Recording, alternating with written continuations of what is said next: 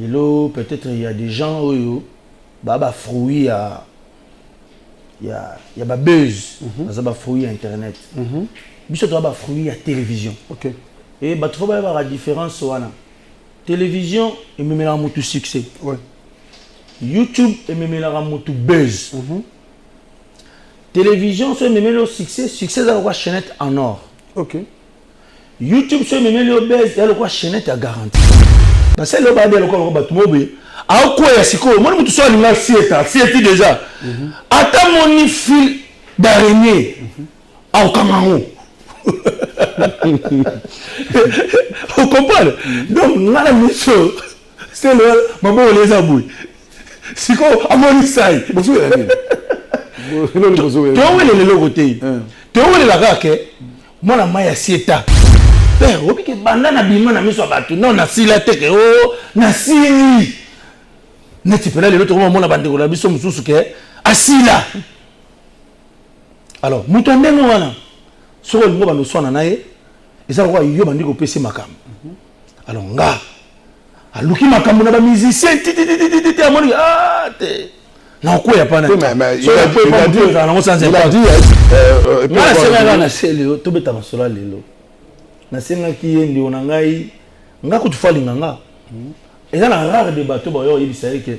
il est jeune. Un jeune, et ça, anormal, c'est bien, tant que tu entre guillemets que c'est Léo azalaka mona pétrole devenu c'est que ce qui est lobby nabi entre guillemets ce qui muto si c'est Léo que azalaka mona pétrole devenir c'est que expliquer que piston non attends non que aucun balamoro c'est Léo azalaki mona pétrole te na lobby ce qui muto lobby na ebongo c'est comme tu imaginer bongo te ce qui muto lobby na ebongo entre guillemets au fin était OK au numéro baquet au signaler au signaler indirectement que dans la vie il faut se voilà. Lui là c'est mon enfin mon défunt papa enfin donc on a fait le tout on a fait le tout maté tes père nanga il s'appelait Jean Mafing donc papa et fiston ça c'est né dans je porte son nom aussi Mafing papa et fiston de Yoana. Il est décédé depuis 1986. Bon, t'as la photo non tire eux. T'as la photo, tout le cas.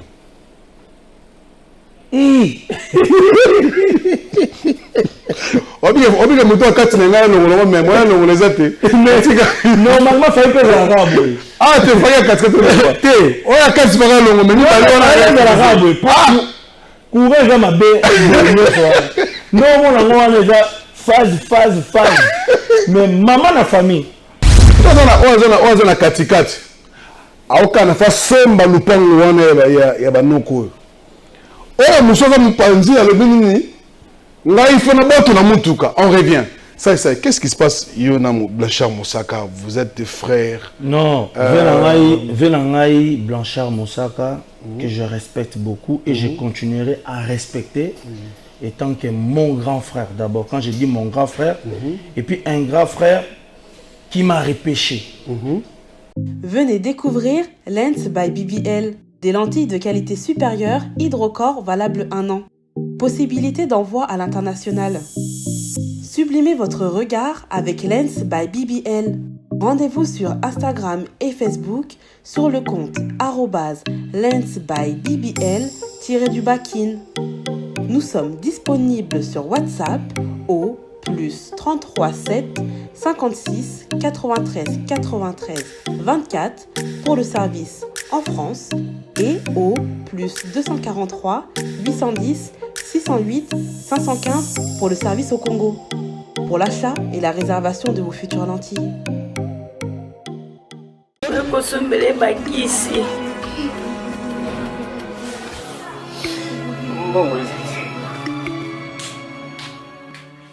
Enfin, avec le projet Congo Mokili Mavros, bayeli biso gratuité à santé. Bazali kotonga ba centre de santé na ba quartier inhospitalier ya ville ya Kinshasa.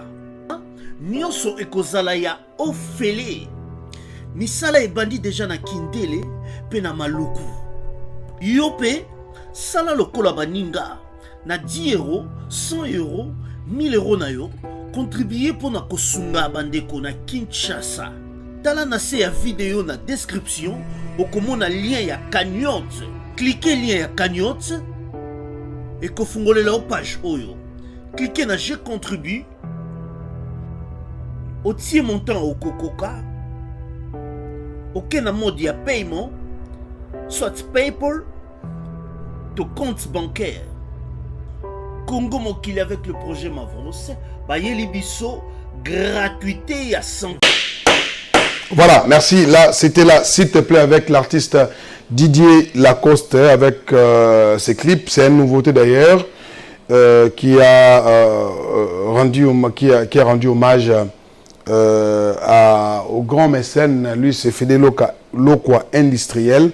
Cela va faire plaisir à toutes ces personnes qui sont en train de nous suivre. Merci au docteur Richard Chana, est en train de nous suivre depuis chez lui à la maison. Merci au docteur Iba Mboshi, médecin directeur. Plein de bonnes choses à toi de la part de docteur Bob Loubaki. Merci aussi à tous ces gens qui nous suivaient depuis la France. Je dirais merci à quelqu'un qui est en train de nous suivre. Elle, c'est Sarah Elambo Bois Noir qui est en train de nous suivre avec sa grande sœur qui est au niveau de la France. Je pense que elle s'appelle Loponde. Hein, elle s'appelle Pamela Loponde Moissi à Mouindou Mbiji. Alors, depuis la France, bien de bonnes choses à toi. Et puis, là, tout alors, nous allons vous proposer cette fois-ci, comme on vous avait dit, que Massa Musique, avec le Wenge Musique à travers Weranson et Didier Massela, sont allés rendre visite à la veuve de l'artiste Kaska Songo. Je pense que l'artiste Kaska Songo, ils allaient voir Sisabidimbu. Et à Tikibiso, ça fait pratiquement 6 mois. Bientôt, ça sera une année. Et l'artiste a voulu, et les artistes ont voulu aller 3 mois. On nous souvient que c'est 3 mois qu'il est parti. Et alors dans le délai, je pense que tu as proposé Didier Massela na Weranson, na Makasia, maison Massa Musique, bagana ko rendre visite na Moissi naye, na bana naye, puis ba penser bo ibilelo RDC ils ont un problème, c'est-à-dire que bande ko ba kufa Rwanda akomina, c'est-à-dire la kisi manzaka vis-à-vis na père naye o to bingi RDC. Alors nyong abiso na osangantema petit moko pays moko dimi. Alors la Kinshasa na Bandal. Parce que Bandal pour avant na Bandal. On a mon Ngembo vraiment Ngembo mais Bandal, c'est Bandal. C'est-à-dire moi non moi qui est il a intimidé Kinshasa. Alors Basoda na biso plein courage à vous, c'est trop simplement quoi toi si manabino RDC et là Makasi. Malgré le but pour la contre Ghana. Le football est découragé biso. C'est contre Gabon. Match de lobby. Match facile. Mais 1-0 dans le Rabino. Obi nganza fait na sama simi muto. Obi fait ça maina courage to gagner mais to poli. Tala sonia de c'est pas lobby. Na mbo na 1-0. Banzabi bawaye. Ouais bete ta 200 wai na match mo. Match à 90 minutes mais 200 wai. Vous imaginez. Si yango c'est vrai que bande de football na minute football to cholo mo panzi. Donc, c'est concentré le concert le 30 juin, il y a Wenge Musica. Alors, le concert à Wenge Musica, parti en Bongo Wana, au message Madou Jabir, alors dit que parti en Bongo, recette dans le stade, Ndambu et Okene na ba femme veuve, et ba musicien, Ndambu, pour nous soutenir, Basse Basore na biso, c'est-à-dire Bakantou, Wenge Musica à travers idéologie, il y a Massa Musique, au Kolokop, comme on a eu Amadou Jabir. On peut s'appeler la soda, on va souffrir au niveau est. Il y a une d'autres langues. Est-ce qu'il y a une bien été?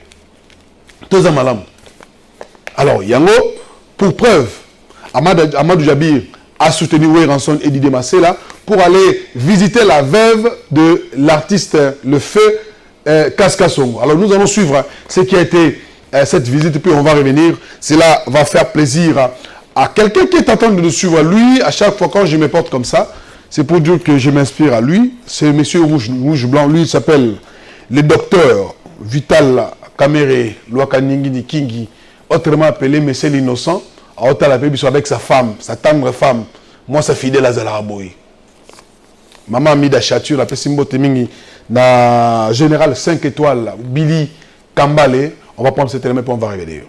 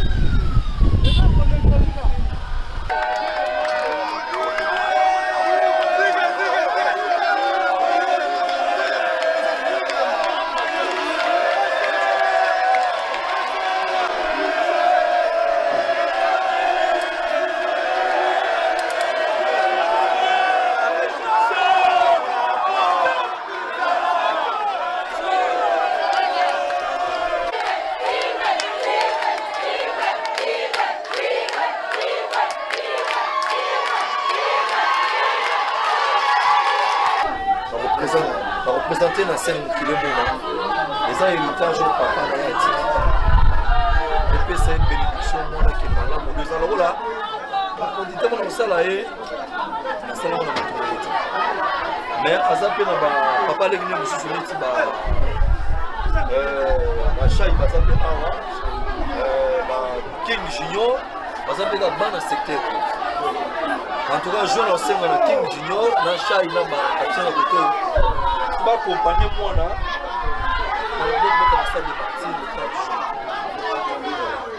Et puis, dans le scène, vous appelez dans Popol, maman Popol Mokeleng et Yazakora.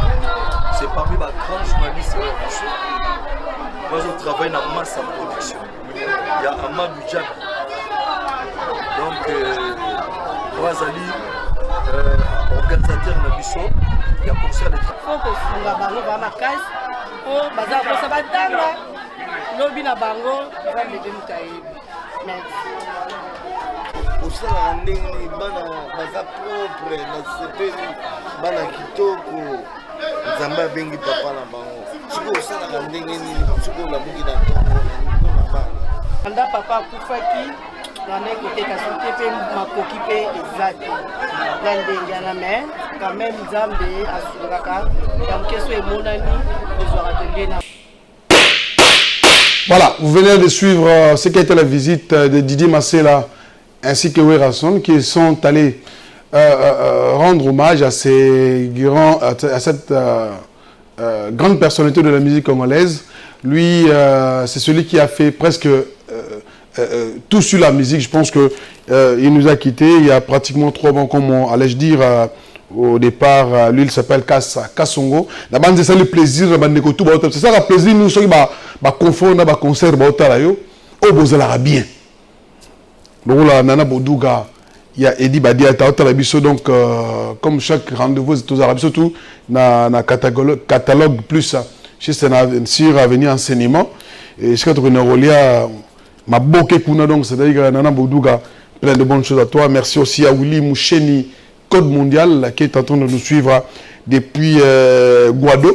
Bon, on a dit Guado, tu es à Guado. On a dit pourquoi on est à Guado parce que mon bout est à Guado. Et merci à tous et à tout honneur. Moi je l'appelle Dieu le Père. C'est-à-dire avant la surprise c'était Maman Nabino. Yeah. Levé Chabani Record, notre président directeur général. Merci à cette occasion fortuite au PCI na petit nayo. C'est là moi plaisir mingi soki on dit moi boss moi alarme à penser habiter pour na petit ça m'a ramené mais faut na foulay. Ça va plaisir mingi. Fait la épisode Chabani Record. Moutoye l'homme de 25 milliards. 25 milliards à projet. Il y a projet. Au balma baye ko tcha pona basa la chemin de fer, ça chemin de fer et avancer. Merci na ba initiative surtout na soutien. Il y a président Chabani Record, Gabriel Chabani.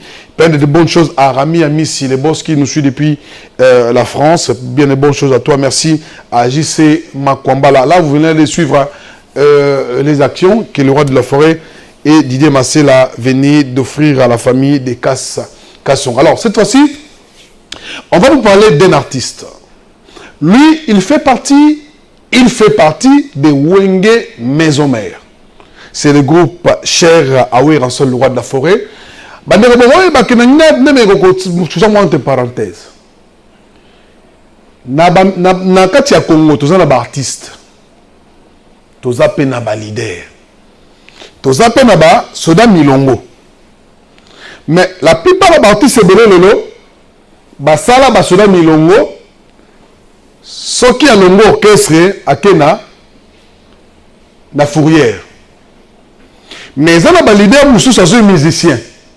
Azo Dalemea, Apesio, Fula, ce qui a Tikio, on naviguer là, il y a un sa félicitation le roi de la forêt parce que les musiciens vont ça la succès l'élo. Sauf ça la plupart des artistes vont ça succès l'élo.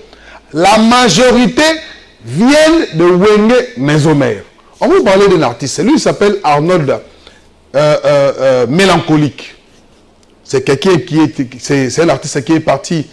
Qui est sorti à Bandibeti de l'orchestre belé. Enfin, il est arrivé, il y a Kokota, groupe Tobing na Kombo, la Maison Mère. Mais, chose étonnante, l'artiste est dans un groupe, il a eu un manager. Mais l'artiste aujourd'hui, il sera produit na une dame, à Londres, comme on a eu. Hélène Jondo a produit Geno parce qu'elle a découvert que dans la Maison Mère, ils ont des musiciens, les rois de forêt pousser. Aujourd'hui, cet artiste est en train de faire un album qui s'intitule aujourd'hui Never Give Up. C'est-à-dire que détermination. Et ça, album, il y a détermination. Alors, cet artiste fait partie du groupe Maison Mère, mais il est en train de faire quelque chose. Vous allez d'abord découvrir cet artiste à travers cette image et après vous verrez cette image dont l'artiste est en train de faire quelque chose au studio.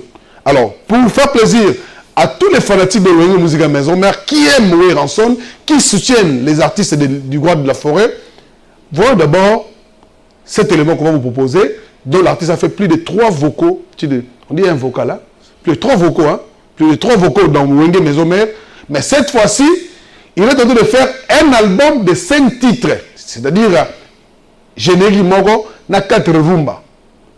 Alors, c'est à vous de juger.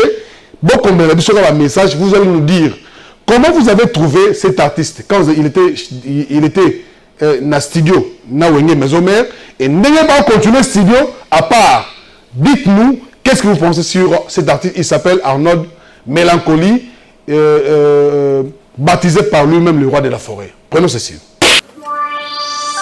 Les boss d'amis Amissi Afridian, Yoka Kolela Arnold Bassel et Mélancolique, le fils du roi. Mimi Destine Mobali et Evelyne Destine. Koto fallait. La monnaie de Nemaloba Koto bien terre. Ah, là maintenant on en boit. Ok. Ok. Mais ça n'a pas régressé moi. Pas au matin. T'es fait au matin. On est à l'obligation de faire au matin. Un matin au moment qui. Et puis ça moi. Parce que le matin au moment qui moi. Chose à moi impeccable quoi.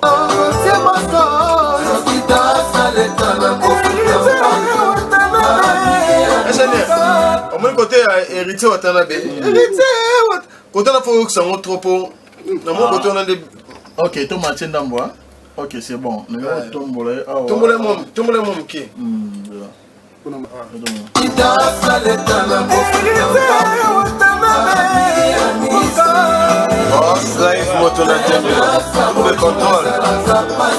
Mais place où il faut tchaouer là, na place où on a na deuxième place où on a. Na deuxième tour, on a deuxième.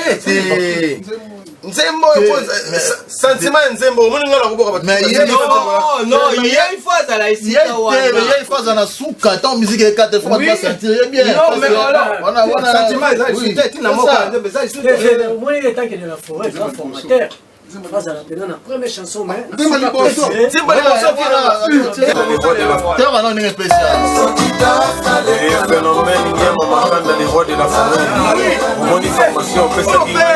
Moi,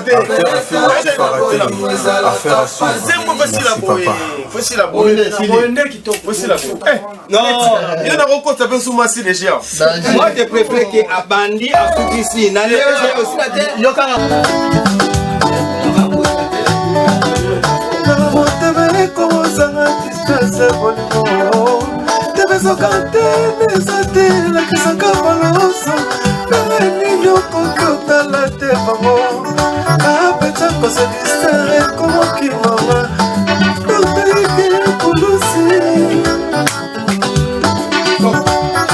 Nagamoteme como será distancia bolingo. Tebe sokante nezate la kisaka baloso. Nenge nini kokyo tala tevango. Seigneur, quand tu as la boni, on est la raté. Nagamoteme como será plitaya bolingo. Tebe sokante nezate la kisaka baloso. Nenge nini kokyo tala tevango. Ah, peta cosa distere como kimama ike pulusi. Basuta como como no. Basuta como como de la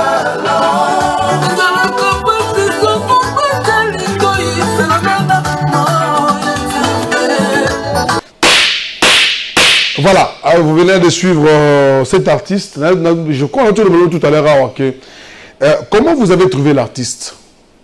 Déjà la maison mère, mais il a pensé de faire quelque chose pendant qu'il est dans la maison mère. Est-ce que on peut dire aujourd'hui qu'un artiste peut aussi avoir les soutiens de son leader? Parce que musicien contre orchestre, Azara a document signé raté, Azara a contrat signé raté, mais Azara encadré par leader. Leader n'a foule Ramoutou. Alors, cet élément que vous venez de suivre, c'est pour... Déjà, plusieurs personnes sont en train de nous envoyer le message. N'appelez pas, dites-nous qu'est-ce que vous pensez sur cet artiste. Alors, je vais vous proposer, c'est le temps qu'on va recevoir notre invité qui était déjà là depuis longtemps. Lui, vous allez voir, comme je vous ai annoncé qu'il s'appelle Fiston Sai Mafinga, le patron, le président directeur général de l'entreprise F-Sai Pro. Vous avez toujours l'habitude de suivre le publicité. Pourquoi Sai ne veut plus continuer de faire des pièces de théâtre? Pourquoi il ne veut plus être artiste humoriste dans des pièces, dans des courts-métrages? Et il est là, il va vous parler et de cette histoire dont vous avez entendu des par-ci par-là sur les réseaux sociaux. C'est les problèmes qu'il a.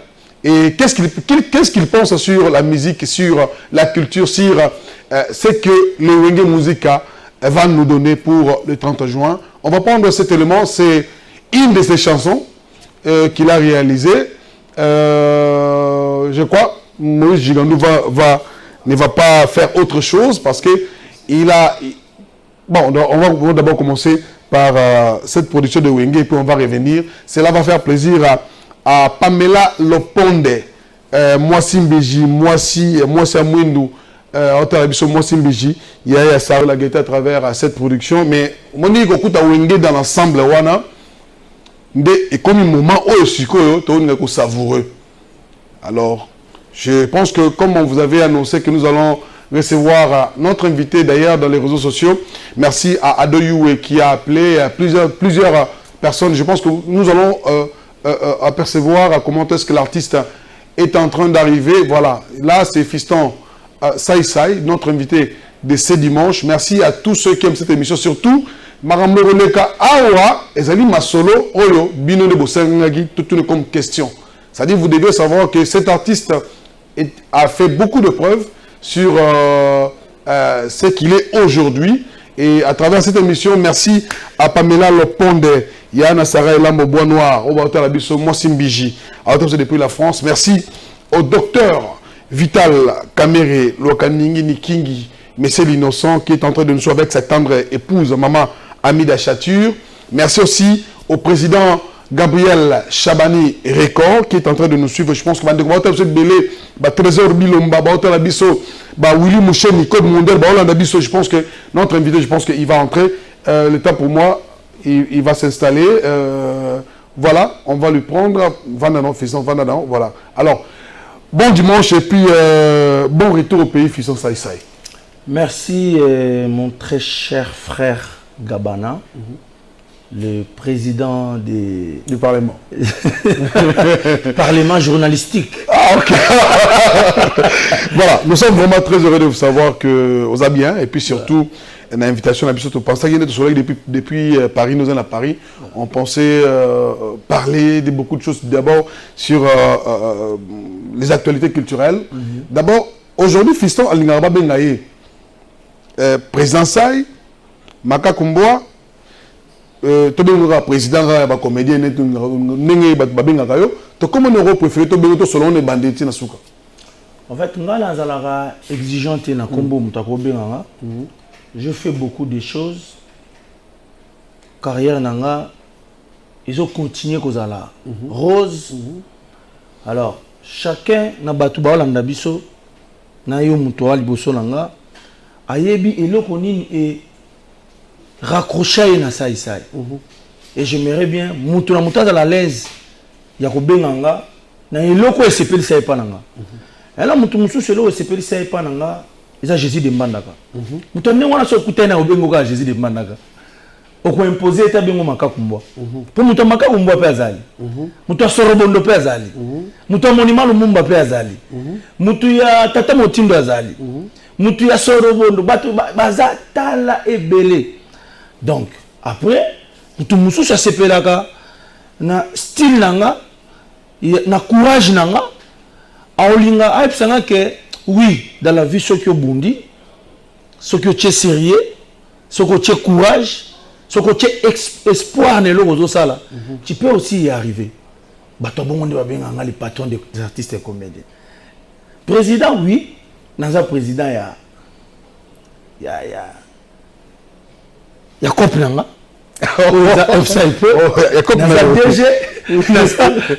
voilà, c'est le directeur général. Voilà. Mais ça te fait comment aujourd'hui, s'il faut parler dans le monde de Nabino, il y a artistes.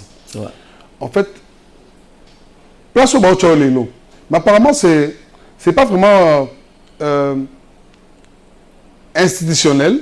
Parce que c'est ATPC, ils allaient ANTPC, ils allaient l'Association nationale, il y a artistes. Hein? Ouais. Mais tu n'es pas président officiel, mais président, il y a un comédien. Nioso, patron na bango. Mais alors que nous avons la présidence, il y a une autre personne qui est là, Oiseau Jérémy tout. Mais comment, ça te fait comment on te traite plus mieux qu'une fonction institutionnelle, il y a Marblabino? Bon, au moins, ils ont dans Congo, ils ont déjà postulé. Déjà, dans le quartier, ils sont honorables. Honorable Gabana, il suffit qu'on ait déjà Ista. Aux Anna Mukara de ne bandelika, aucun commis commissaire, quand on a dit Makara n'a document, qui n'a aucun commis commissaire na Ista, ingénieur. Nous avons déjà banné à Bolingan Balata Baroba Verwana. Moi, je suis docteur. Donc, ils ont déjà ce qui, aujourd'hui, ça une certaine valeur. Ce qui, aujourd'hui, se positionner. Ce qui peut me kili et peut s'yoter. Nous n'avons pas un bureau où nous sommes à ça. Il y a un bateau honorable, mais ma camba ça, la rabat honorable. Il y a un bateau qui est postulé, honorable. Mais ma tika est honorable. Il y a Roger, il y a Papi, avec Laurent François. Vous comprenez? Donc, moi je crois que nga, il y a peut-être façon na moni la makambu, façon na défendre la makambu, peut-être il y a ça là que bande koibele, ba benga président. Mais, moi, je suis le patron de tous les artistes et comédiens. Mais oui, Tikali, ça. Ça. Oui. Pourquoi? Mais parce que toi, dans le monde du art, il y a autoproclamation. Ah, ok. Aujourd'hui, j'ai bien l'homme qui a mis le dans Coco. Il faut interdire. Papa chéri, il faut interdire. Tout le monde qui boit en sorte, il de la forêt. Les grands formateurs, il y a je dis, tu as peine à battre. Quand on a corporation, on peut pas me faire ça combo. Peut-être c'est plus que patron, mais sauf que baïbi au défendre en côté, ou soit, bah mi côté si na en côté, parce qu'il y a des noms, les lots, pire moutounanga li passe en angaï, comme on est phénomène, au bout de la phénomène, même phénomène, le roi du rire, le roi du rire, donc tout ça n'a pas vraiment biso masumu, hein?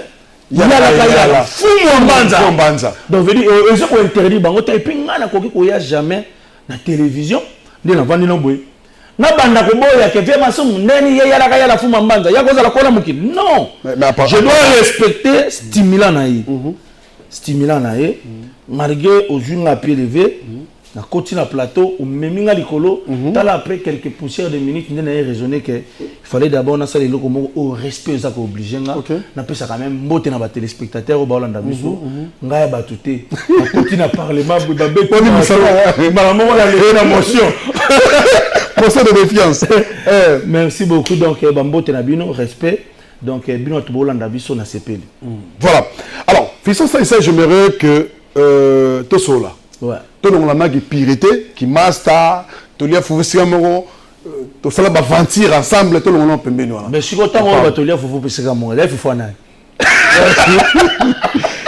voilà alors dans la lingito sola d'abord et le mot tout le tout à l'heure bon n'aïe ba parce que et puis tu fais aussi partie de quand je dis artiste vous appelez artiste Fiston Saïsaï avec cette multitude disons, cette multitude de capacités artistiques, je pense que félicitations d'abord pour la clip. Ça fait combien de temps clip Humain? Clip Humain, hein? Déjà clip à l'autre, hein? Ça date déjà déjà toi tu as 10 ans, hein? Bah oui, hein? 10 ans. Non, 10 ans c'est trop, je crois, 8 ans. Hein? 8 ans. Tu vois qu'il n'est pas 10 ans, mais tout le temps, 8 ans, 9 ans. Alors, on va parler de, je crois, dans mon image, dans mon Fally Ipupa du Cap La Merveille. C'est un artiste, je pense que vous avez aussi des liens, des relations. Alors, dernièrement, Nathalie qui est un peu sur la bien. Nathalie qui émission Moroboé sur YouTube. J'ai vu, frère, non, c'est le Scrum. Na émission Moroboé, Nalanda qui, je crois, dans 2 semaines, il sera ici avec nous. Namoni, il s'attaquait contre toi.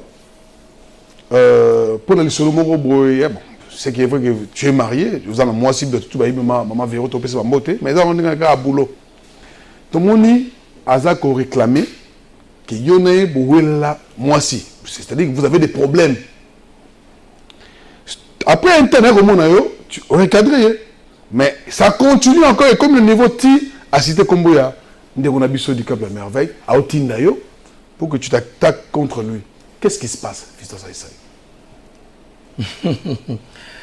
Moni, il y a une question par rapport à la statue, tu es obligé à répondre à nous. Peut-être il y a des gens où il y a des buzz, il y a fruits à Internet. Il y a des fruits à télévision. Et il faut avoir la différence. Télévision, il me met un succès. YouTube, il me met un buzz.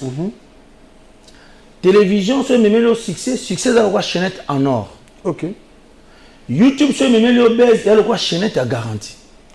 Je veux dire, oh là, tu as des jours, il faut pas nous faire sous place, il y a un moni, comment exploiter YouTube comme terrain à la visibilité. Le coup, ça a un buzz et ça a un succès. Ils sont obligés de créer un makambu, or, au coquille qu'on utilise YouTube, réseaux sociaux en général, comme support, il y a visibilité positive. Tu as la visibilité positive, tu as la visibilité négative. Mais nous, ils ont la visibilité. Et là, à côté YouTube, à côté réseaux sociaux, et nous, on a des bêtises. Alors, pour la bêtise, on a sur les Makambo. À YouTube, il y a bêtises. Parce que bêtise, on a ça là qui. yango wana nde moto esalaka na de moto ndenge wana. Qu'est-ce qui se passe d'abord? Les abats frères. Rien, mais il y a des gens maintenant qui exploitent les autres pour se tenir. Parce que le bas de l'école va tout mobile. À quoi est-ce que moi je suis allé là siéti déjà. Attends mon fil d'araignée. Au Cameroun. Vous comprenez? Donc, la mission, c'est le maman les abouilles. C'est quoi? À mon isaï. Bonjour, tu vois, il est le côté. Tu vois, il est la raque. Moi, la maille à siéta. C'est quoi? Moi, je siéta, elle a glissé. Attends, moi, la moi, je vais faire un papier génique à boire le colo.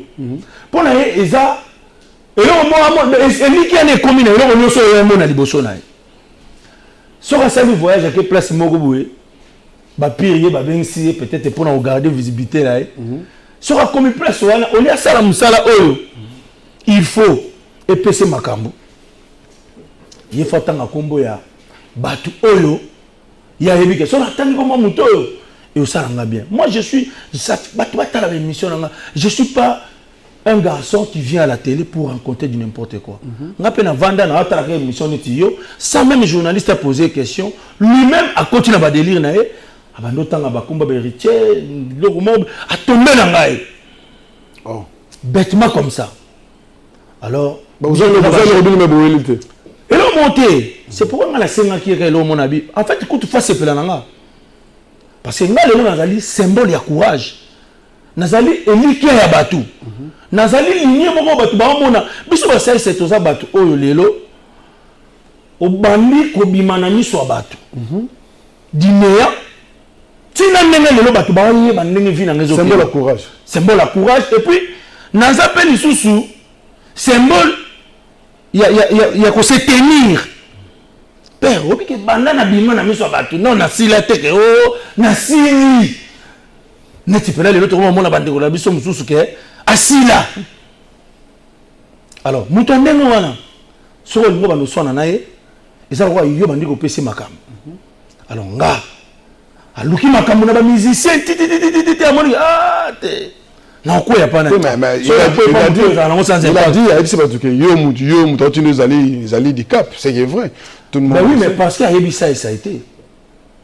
Pour Ebissa et ça a été, il y a un candidat qui ça et ça, à Rosala, manipulable, à un candidat qui ça et ça. On dit des fois, moi, je suis musicien, je crois qu'on a comédité. Et moi, je me bats aujourd'hui, non seulement pour moi. Moi, j'ai bénéficié de mon combat. Mais quel genre de combat? Comment on a bunda pour la corporation Mobimba?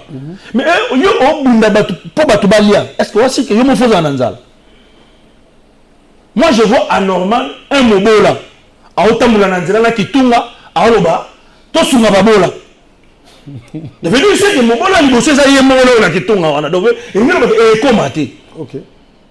N'importe quoi se comprend. Ah, j'ai compris. Mobola, on sait que tout sur ma babola. Mobola, on a qui tourne à l'anzala, on est à l'anzala côté baba. Il y a mon mobola. Mais je le batte, bah il y a tout sur ma babola.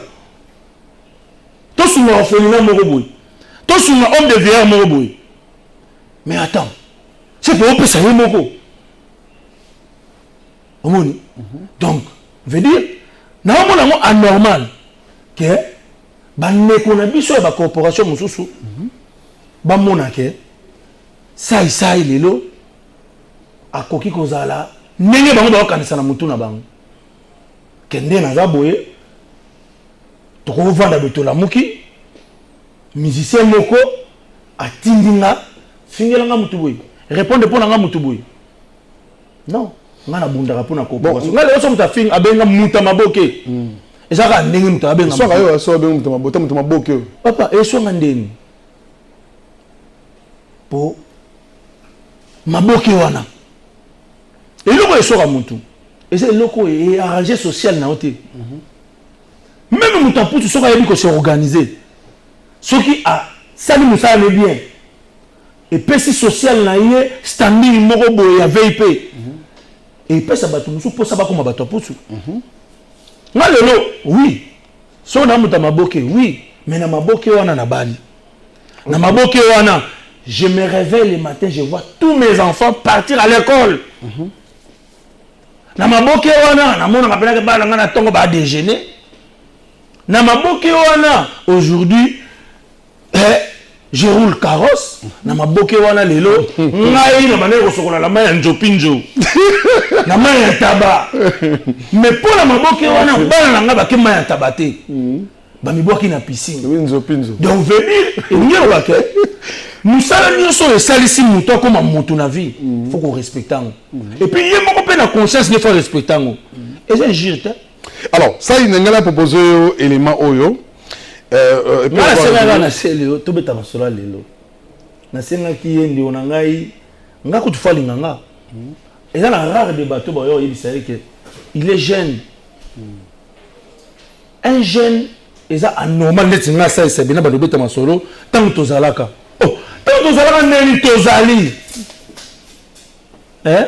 Donc ndolangai c'est Léo il faut à bêter. C'est pas bien de Ronao, bien de Ronao, ça c'est bien. Parce que ngai na kota na ba détail était nga ça ina za mutu a finga kabatu ba réalité na bangoté. Parce que na ebi que Léo soki par exemple entre guillemets que c'est Léo azalaka mona pétrole. De veut dire c'est que nabi soki lobi nabi entre guillemets soki mutu ebi si c'est Léo que azalaka mona pétrole. De veut dire c'est que expliquer que piston. Non, attends. Moi qui a aucun balamoro c'est le azali mona pétrole. T'es na lobi soki mutu lobi na ebongo. C'est comme t'as imaginé bongo. T'es soki mutu lobi na ebongo entre guillemets. T'as imaginé au fil était. OK.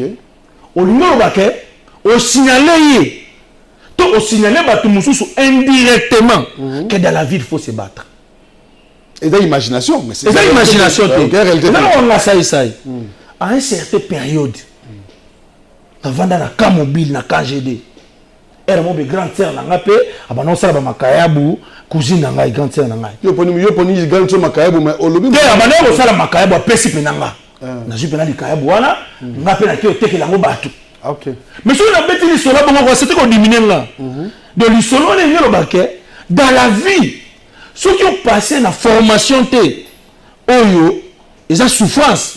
Donc, il y a pas que réussite na yo et vous allez pépélé. Oui. Facile. Bilo ko belé za souffrance pour na biso, na réussite on est comme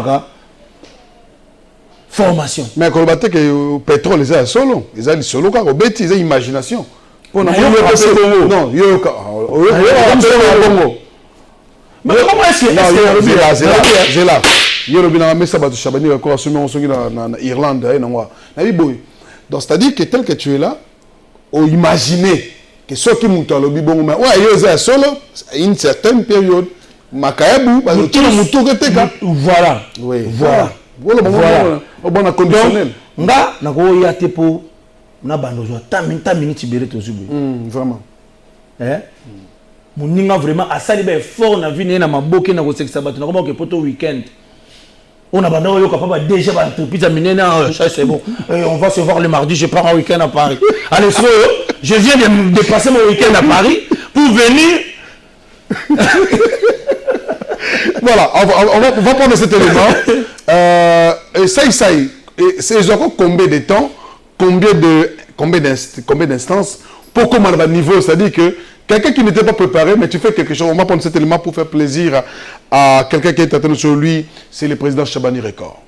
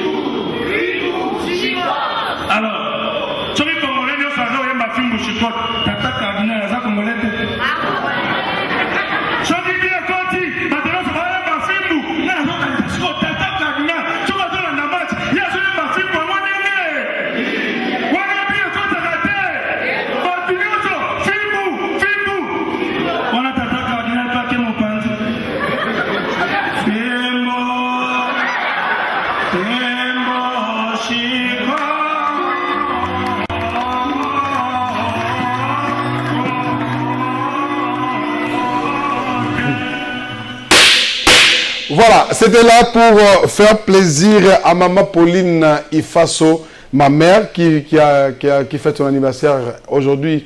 Elle totalise 74 ans, donc bien et bonnes choses à toi. Fisto Saïsaï, vous êtes catholique, hein? On sait que ça, ça te rappelle comment? Le respect m'oblige, encore pour une fois, que son âme repose en paix. Que c'est que ça batata mon lit mon boy vraiment c'est qui vraiment il m'aura bien. Mon ni mon tout sur aïbo ça na il faut des questions n'engo na ezala. Parce que moi je trouve anormal que mutu oya saka musa mon côté na yo a trouvé musa no facile. Ouais, ça c'est vrai. Dabana basele ndongo vandi wana so ba renverser biso fonga na comme na difficulté. Ça c'est vrai. Parce que ça domaine na ngate. Alors so na ça yango normal na ça yango bien comme le roi nego mon simple. Donc veut dire yango wana c'est vraiment une bonne question. Il y a que imaginer comment nel na ko arriver na usala ilo wandingo ndo isa boulot nanga na yebika ko sala ngo et puis en dehors ko yeba ko sala ngo na yebi ko s'organiser pour que na meka ko essayer couper sa image ya bien na un artiste comédien humoriste. Mais comment on nango po en fait au Monica Mutumbala moko du coup tu fais quelque chose mutaseki. En fait tous on a plusieurs styles hein? Oui. Il y a le lenge pour présenter les comédies na yo. Et moi ça c'est qui est bien pour moi. Même dans mes films où on a tourné à théâtre, au moins avec ça, ces idées, c'était plus makambo tout le monde a la cité. Que musicien moko boye, alanda momi moko boye, momi wana pena boye di bala, il y a mutu moko mbongo, alandi musicien wana oyo tam so repesa na rien, so robon. Vous comprenez? Babilo mutu na tikunzilele ba histoire de kanaka. Que il faut toka héros yo nini bo héros ba désordre mona soda ki ngani na mona soda ba biloko wana tundenga na tushaka oui ngana sala ba tu ba comédie teke gabana mutavandi wana mais ngana sala le comédie à Versace. OK, ça veut dire ngana linga ko sala mutu comédie na bato bazali boso la ngai na kana ko soma ka musika te yango moni même na derrière papa le Tumba. Tant on a arrivé devant le président de la République, na robeta le solo te que zaïm comment tata moko boye nanjili comment ni papa kinani akena buka mayebo na ye mbala moko ba yibie mayebo te il faut na yana réalité sur le jour wana tola ngana problème que c'est moi même qui t'ai appelé. On s'est posé des questions. Artiste ni non c'est chef d'État parce que là c'est que diabat il dit samedi. Voilà. C'est là il dimanche ça quelque chose. Même quand on t'a appelé, mais je me suis posé des questions. Qu'est-ce qui est arrivé pour que le chef d'État s'écandingue wana? Comment tu fais? Je sais faire mon boulot et surtout je reste dans la réalité. Au moins le spectacle dans l'autre robot tango le solo quoi prophétie. Oui. Que Zala on dit partout parce qu'à cette époque là notre président le président Félix Antoine Tshisekedi Tshilombo à cette époque là il y a des choses où mon lelo oh mon a qui ont pénanté. C'est si. Oh lelo comédie on est en référence. Il y a soulagement, il y a détente, oui, on m'avait déjà prévenu. Et je dois encore assumer, je dois encore... Ça m'a conduit partout, mais dans le côté. Bah, on l'a dit sur ma cambo et talioté. Vous comprenez? Na betiango le coin. Et pour na quoi y a président Félix, il fallait qu'il y ait na bande na président ressortissant. Le président sortant. Le président, pardon, excusez-moi. Le président sortant, va ressortir ça bateau. Na président sortant, na bande na yé. Pour na coué na président actuel. Au moins, pour nous rappeler que même na président sortant, il y avait des choses. Oh bah qui s'accroche, oh état la qualité. Donc venir dans ce petit match na Real. Real. Neymar, Cristiano a raté bi. Mais un Congolais qui supporte le Real, il crie Cristiano a raté bi oté. Kabila doit partir. Mais qu'est-ce que Kabila a fait dans le match one? OK. Donc, vous dites, na quoi il peut na président de l'ambition actuelle?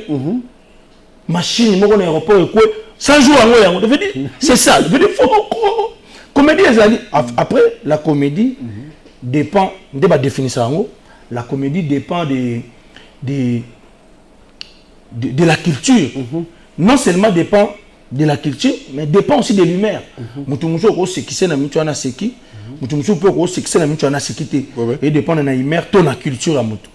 Voilà. Alors, Fiston Sensei, moi j'aimerais proposer en fait parmi la qualité aux Anango, moi je voulais d'abord parce que tu es venu en retard, Céline et Etienne, on va essayer un peu de se rattraper.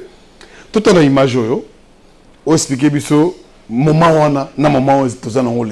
on va prendre cet élément pour faire plaisir à tous ceux qui nous envoient des messages. Envoyez-nous, merci à Trésor Bilomba depuis Montréal, merci à l'inspecteur général de l'EPST Jacques Odia Moussongaï qui est en train de nous suivre, et puis merci à Maurice Adjigando. On va prendre cet élément.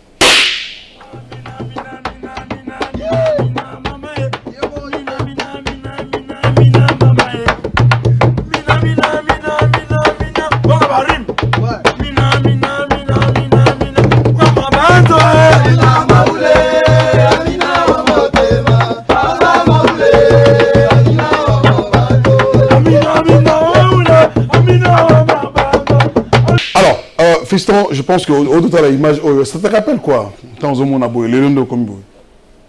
Ben oui, ça montre l'évolution.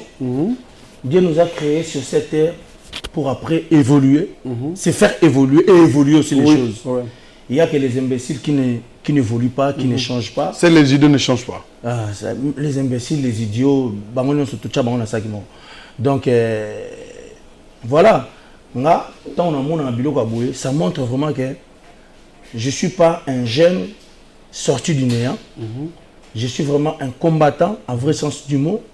Je suis vraiment un bon courageux. Na yoka sonité kozala bongo pour ebota o lelo nazali. C'est vrai. Donc vraiment, tant na mona abena komisa nzambe, on va continuer au pesa biso pe mana bomoi. Et lelo, tant na mona aboyi, na mona ke na ki amateur nanga na sepeli sabato. Mais comment na koki ko sala siko lelo na sepeli sabato pe na ki professionnalisme moko boy. Aujourd'hui, j'étais enfant, je voyais Jackie Chan dans un film local. Il y a un niveau Chine. Où vous vendez pendant 1h30 minutes, bah oui, il Calebas. Oh, pourquoi pas à mon avis, Jackie Chan, les cas tout tiers, Calebas qui n'est quoi. À quel moment Jackie Chan c'est peut être bêtier. Tant que bêtier Jackie Chan, à quel moment mettre pion. À PC entraînement, ailleurs venger. Mais le lot, sur le tali. Film, à l'époque, on a déjà un film international. Oui, bien sûr, parce que comme il y a eu soir, pour la Jackie Chan, il fallait qu'il soit aux États-Unis, à Matali, sur un film, et moi, il y a de cela, je peux compter 5 à 6 ans que j'avais compris cela. Et en comprenant cela, en comprenant que les appels facilité, dans le monde, et Dieu est bon.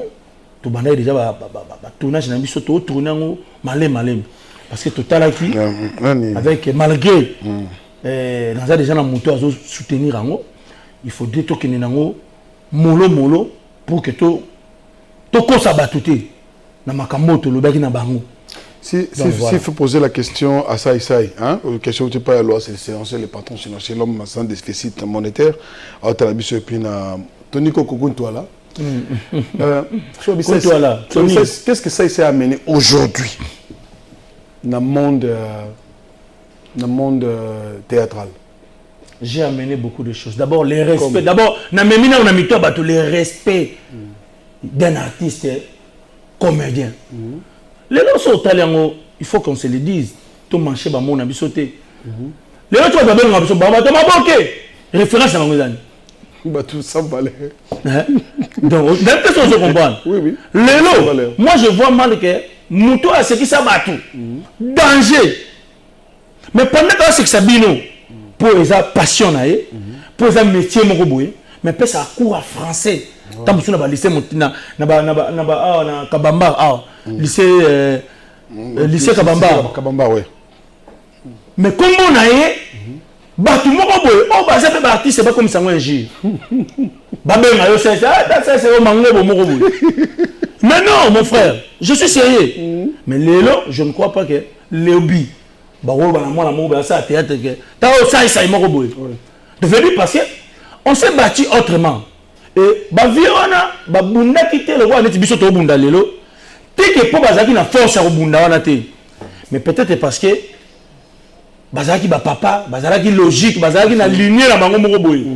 Et là la musique a été tellement emballée, enveloppée par des jeunes oh babane rolinga ba influence, alingi ba ba ke ya star, a tchetentir, a tcheblo matoi, a bebi mo ba chira bien, a rouler la cave bien, comment bimero wa netike, biso to ko ça bon côté. Et nous on s'est battu pour d'abord soigner l'image. Voilà. On s'est battu pour que un artiste aujourd'hui à s'organiser. On s'est battu pour que Moutamo na comédie, Moussala Moro ya Zobaté. Le théâtre, la comédie dans notre pays. Et comment il y a un moment, comme le roi espèce en voie de disparition. Il fallait que c'est toi pour pécher ça. Tout est bon péché on a été. Pour moi, on a besoin de ça. Bon, tika on a nous. Et bota. Et kobota wana. Lelo. Aujourd'hui, je vois pas mal des artistes. Et puis question on a on s'est pédara.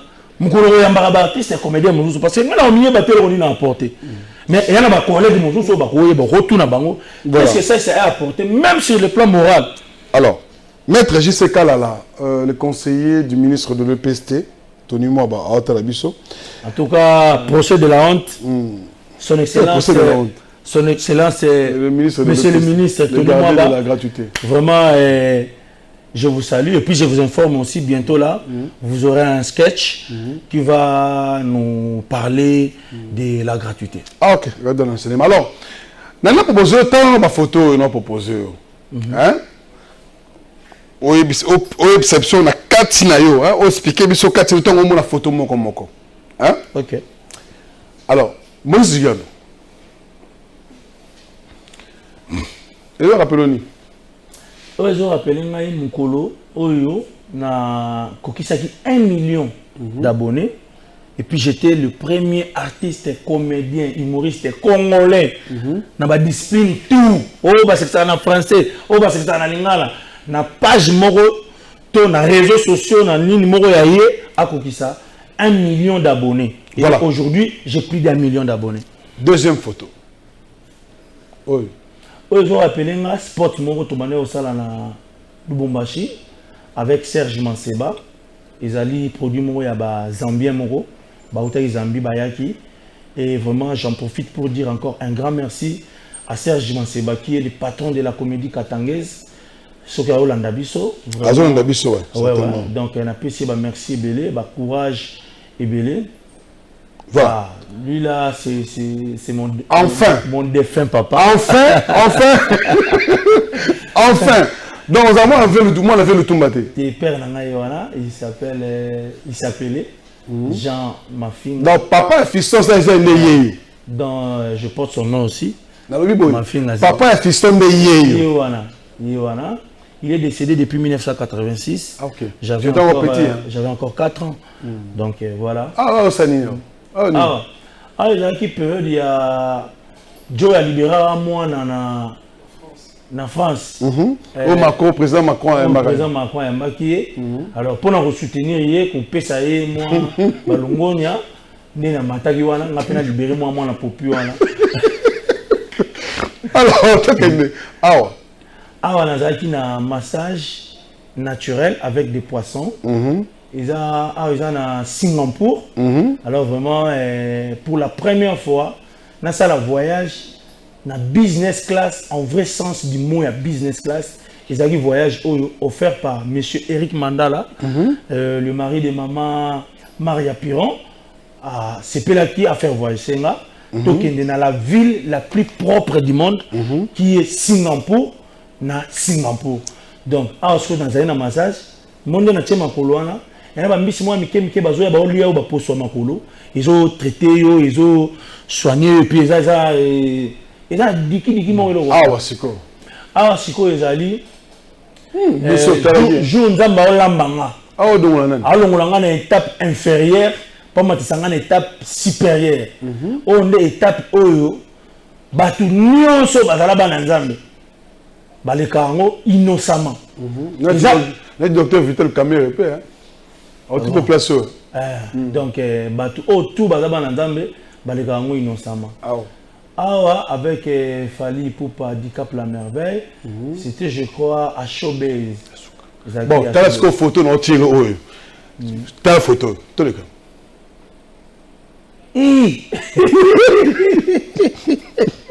Obi moto akati na ngai longo mais moi longo les até.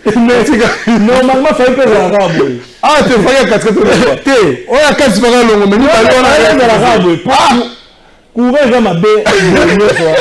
Non mon déjà phase. Mais maman la famille. Ah. Ça dit que c'est ça photo là. Peut expliquer na to koya. Moto za na katikati. Aoka na fa semba lupango wana ya banoko. Oya musoza mpanzi ya lobini ngai fona bato na mutuka. On revient. Ça, qu'est-ce qui se passe Yona Blanchard Moussaka, vous êtes des frères. Non, Venangaï Blanchard Moussaka que je respecte beaucoup et je continuerai à respecter étant que mon grand frère d'abord. Quand je dis mon grand frère et puis un grand frère qui m'a repêché. Ça veut dire si on a vu Venangaï Moussaka, on a un grand frère pour, bien sûr, camarade à Maurice Mafinga, pour papa qui n'a pas Maurice, n'a bien ya Maurice. Parce que tu connais na bango ensemble. Tu bien papa les soba ya. Mais so aujourd'hui Moussaka, au tient na famille nanga, a peine parler avec Moussaka. A peine parler avec Moussaka. OK. Donc je qu'est-ce qui s'est passé au juste Je n'ai pas besoin de revenir sur Yango. Ah, on revenir en sous-terre. Faut que je revenir dans les Kamumoko, c'est comme tu veux continuer à animer. Si, ça c'est vrai. Donc moi, je suis un grand garçon, je suis mature. Donc ce qui le Kamumo il salama, c'est pas pour rien il y a des gens où bamona makambuko le kabiso o bako ki conseiller yo que tala ko kuya na likambuboité parce que ça va rien te payer, ça va rien te donner, même en termes de bénédiction, ça va pas te bénir aussi. Ça c'est vrai. Donc il y a des choses qui passent, c'est pourquoi je disais l'internet aujourd'hui c'est outil, il y a makambo belé o to ko le bango boité. Mais comme l'internet a un peu il y a des choses que les gens rencontrent sur internet donc moi je crois que étant qu'un grand garçon, étant que quelqu'un qui écoute, je ne peux pas revenir dans de telles choses. J'ai passé dans cette fois-ci je n'ai pas besoin. Tu ne vas plus faire de bruit et Sili. Non, c'est pas que je ne vais plus faire de bruit. Oui. Mais alors, avant que je clôture, longtemps consacré au studio, l'artiste musicien Red Voice annonce le premier single de l'album Sex Bomb, un single qui agite déjà l'opinion avec des icônes telles que Luambo Makiadi, King Kestre mené à Papa Wendo et Papa Wemba, Taboulay Rochero, et donc voilà, qui nous réserve Black Joker. L'avenir les dira. Alors, je pense que Togomo Malasuka et émission Nabiso. Alors, ça c'est peut-être un dernier message parce que Togomo Malasuka émission un dernier message. Avant d'appeler ça d'abord un dernier message, Nanga. D'abord on a appelé ça un grand merci. Naya Willy Mouché Nico Damboka 00243. Nabo Sanité Tête Ndaï Maboko Banque le Ketofo Monétaire International. Il y a maman Rachel Fouta et tous les enfants à Paris. N'a pas si Bango Bambo Teatro. Nabo Sanité, les docteurs des ignorants, Kouloutunangaï, Eric Mandala, ya maman Maria Piron, na Banagnon, son appel si on va monter trop. Icône de Djobour, Cédric Banza, Nabo Sanité Moses Souassitou, mon ami personnel Aboubakar Lyondo, Nzambi Bamongwabi. Alors on a 10 gens ici, quand on a passé le week-end, on a fait Samboti. Na Patilu Kousa un coup kao motombonga moninga na yote bakisela abeda sur de Dijon na bosanité fistonza la tata lopango alibola tata lopango na bosanité ben joli kiuma poto na poto mokonja Dijon, pourquoi pas Guilain Voutou moto achaka bato kimia moto achaka bato pe na mboka wana Dijon. Mama Rita Moucheni na bosani pété mama Cessé il y a Alibola, vraiment bandeko tout ba yambanga na Dijon qui on appelle un grand merci.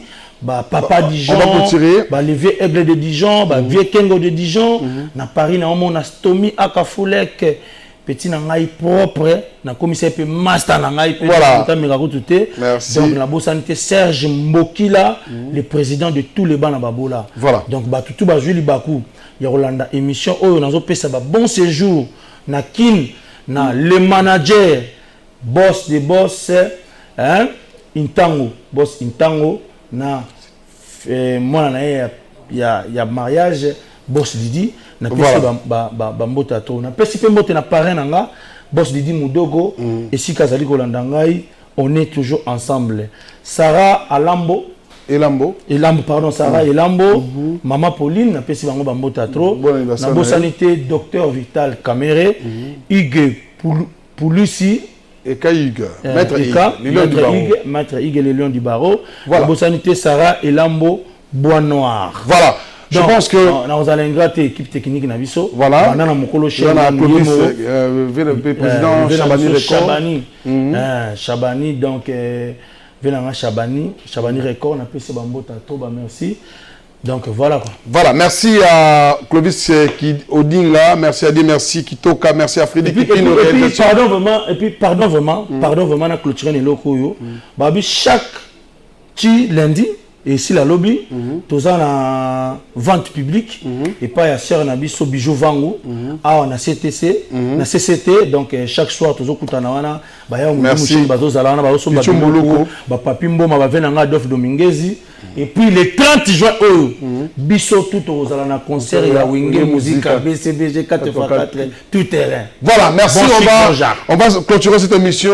Si vous avez aimé cette émission, dites merci à cette grande équipe. Merci à Maman Véro Ngiama. La maison Stelman vous propose des prestations de qualité pour vos gâteaux de mariage, anniversaire ou autres événements. La maison Stelmag vous propose aussi des gâteaux personnalisés pour vos anniversaires ou autres. Contactez-nous au 06 63 30 36 83 ou encore au 07 81 83 15 74. Vous pouvez aussi nous contacter sur la page Facebook Hostelmac.